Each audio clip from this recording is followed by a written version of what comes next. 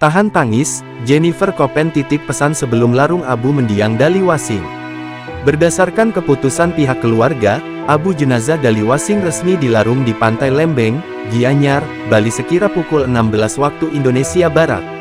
Sembari menahan tangis, Jennifer Koppen pun menghadiri prosesi tersebut. Namun sebelumnya, Ibunda Kamari itu pun sempat mengurai pesan untuk warga yang ingin mendampinginya dalam melarung abu Dali. Untuk menghormati suamiku tercinta Dali, kami akan mengadakan upacara pelepasan abu pada hari Minggu, tanggal 21 Juli tahun 2024.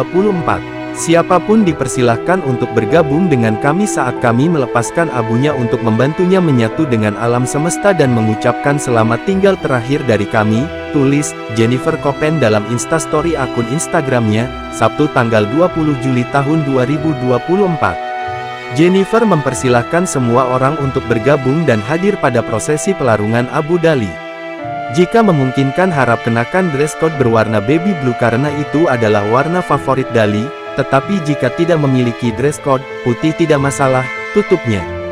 Sebelumnya, Dali Wasing, suami aktris Jennifer Koppen meninggal dunia akibat kecelakaan lalu lintas tunggal out of control di Jalan Sunset Road, Seminyak, Kuta, Badung, Bali.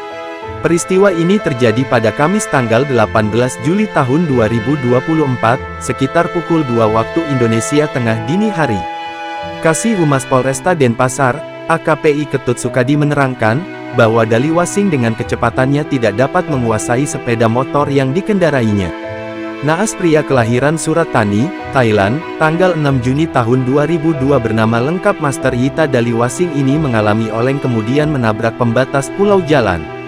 Awal mula sebelum kejadian pengendara sepeda motor Kawasaki DK5555 KSW bergerak dari arah utara ke selatan dengan kecepatannya, ungkap AKP Sukadi saat dikonfirmasi. Dan setibanya di lokasi kejadian tidak dapat menguasai kendaraannya oleng ke kanan menabrak pembatas pulau jalan, korban mengalami laka tunggal OC sambungnya.